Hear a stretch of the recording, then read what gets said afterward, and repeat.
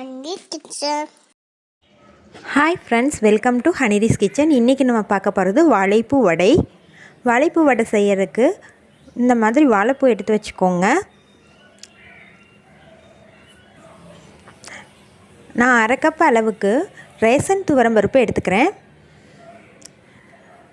பாருங்கள், இது செய்யறதுக்கு இந்த 2 பொருளை வச்சு நம்ம செய்ய போகிறோம். இப்போ வாழைப்பூ நான் கொஞ்சம் பிஞ்சாக இருக்கிற வாழைப்பூ எடுத்துக்கிட்டேன்.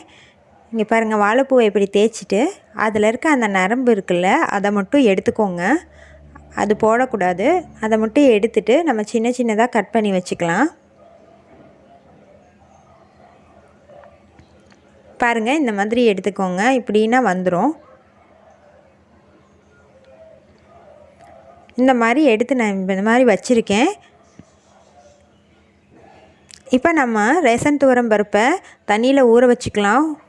அது கூடவே 3 வரமிளகாயும் ஊற வச்சுக்கலாம். வரமிளகாய் காரத்துக்கு தகுந்தபடி நீங்கள் எச்சா கூட போட்டுக்கலாம். பாருங்கள், நல்லா ஊறிடுச்சு. அதை நான் வடிகட்டி வச்சுருக்கேன் தண்ணி இல்லாமல். ஒரு 3 மணி நேரம் ஊற விட்டிங்கன்னா போதும். இதை ஒரு மிக்ஸி ஜாருக்கு மாற்றி நம்ம அரைச்சி எடுத்துக்கலாம். ரொம்ப நைஸாக அரைக்க வேணாம், கொஞ்சம் கொரகொரப்பாக அரைச்சிக்குங்க.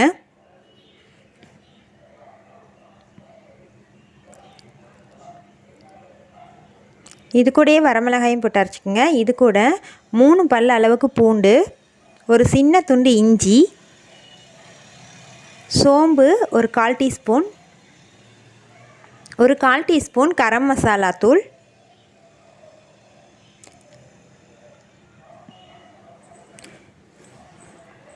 இது எல்லாத்தையும் போட்டுக்கோங்க. தேவையான அளவுக்கு உப்பு இதிலேயே போட்டு அரைச்சிக்கோங்க. பாருங்கள், இதை கொஞ்சம் கரகரப்பாக அரைச்சி எடுத்துக்கலாம். பாருங்கள், சூப்பராக அரைச்சிருச்சு. இப்போ இதை நம்ம இன்னொரு பாத்திரத்தில் மாற்றிக்கலாம். இந்த மாதிரி கொஞ்சம் கரகரப்பாக இருந்தால் போதும், ரொம்ப நைஸாக அரைக்க வேணாம். இது கூட நம்ம பெரிய வெங்காயம் 1 சின்ன சின்னதாக கட் பண்ணி வச்சுருக்கோம். அதை இது கூட சேர்த்து போகிறோம்.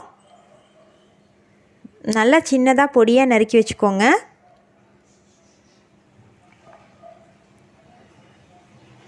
இது கூட நம்ம கொத்தமல்லி இலைகளையும் கருவேப்பிலைகளையும் சேர்த்திக்கலாம். இது கூடவே கட் பண்ணி வச்சுருக்க ஒரு பச்சை மிளகாயை சேர்த்திக்கலாம். நம்ம ஏற்கனவே இதில் வரமிளகாய் போட்டிருக்கோம், இருந்தாலும் பச்சை மிளகாய் போட்டால் இன்னும் நல்லா வாசமாக இருக்கும். இது கூட நம்ம கட் பண்ணி வச்சுருக்கிற இந்த வாழைப்பூவையும் சேர்த்திக்கலாம்.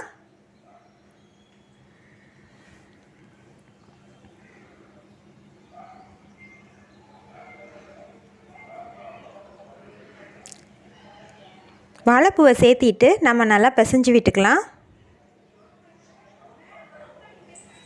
நல்லா எல்லா இன்க்ரீடியன்ஸும் கலக்கிற மாதிரி நல்லா பிசைஞ்சு வச்சுக்கோங்க. பாருங்கள், தண்ணி நம்ம வடிகட்டினங்காட்டி இது எப்படி இருக்குன்னு.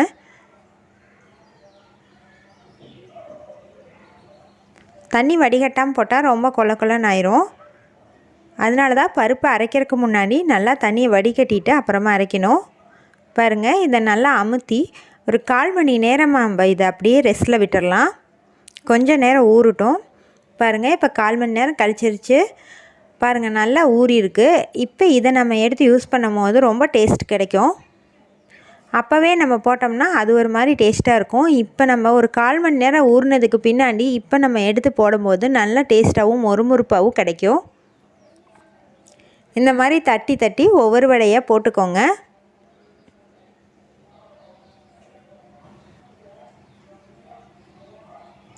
பாருங்கள், எண்ணெய் காயிட்டும். எண்ணெய் காஞ்சோன்னா நம்ம இது எல்லா வடையும் இந்த மாதிரி தட்டி எடுத்து போட்டுக்கலாம். எண்ணெய் காஞ்சிருச்சு. இப்போ இதை நம்ம போடலாம்.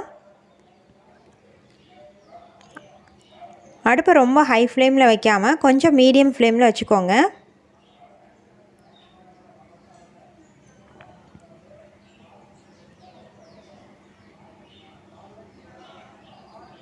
இதே மாதிரி எல்லா வடைகளையும் நம்ம தட்டி எடுத்து போட்டுக்கலாம். இந்த மாதிரி கையிலேயே தட்டி தட்டி இப்படியே போட்டுருங்க. பாருங்கள், எப்படி நல்லா பொரியுது. இதை நல்லா திருப்பி போடுங்க. கோல்டன் ப்ரௌன் ஆனோன்னு நம்ம இந்த வடையை எடுத்துடலாம். பாருங்கள், சூப்பராக வெந்துருச்சு. வாழைப்பூ வடையே கிறிஸ்பியாக இருக்கும். பாருங்கள், சூப்பரான வடை ரெடி ஆகுது.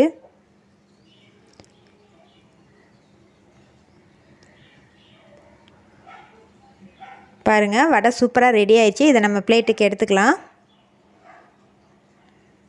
நல்லா எண்ணெயை வடிய விட்டுட்டு அப்புறமா இந்த வடையை எடுத்து வச்சுக்கோங்க. இதே மாதிரியே நம்ம எல்லா வடைகளையும் சுட்டுக்கலாம். பாருங்கள் சூப்பராக ரெடி ஆயிடுச்சு. இதை நம்ம ஒரு பிளேட்டில் சர்வ் பண்ணி நீங்கள் சாப்பிட்லாம். பாருங்கள் சூப்பரான வாழைப்பூ வடை ரெடி ஆயிடுச்சு. நீங்களும் உங்கள் வீட்டில் ட்ரை பண்ணி பாருங்கள். இந்த வீடியோ உங்களுக்கு பிடிச்சிருந்தா லைக் போடுங்க, ஷேர் பண்ணுங்கள். இன்னும் நம்ம சேனலை சப்ஸ்கிரைப் பண்ணாதவங்க சப்ஸ்கிரைப் பண்ணுங்கள்.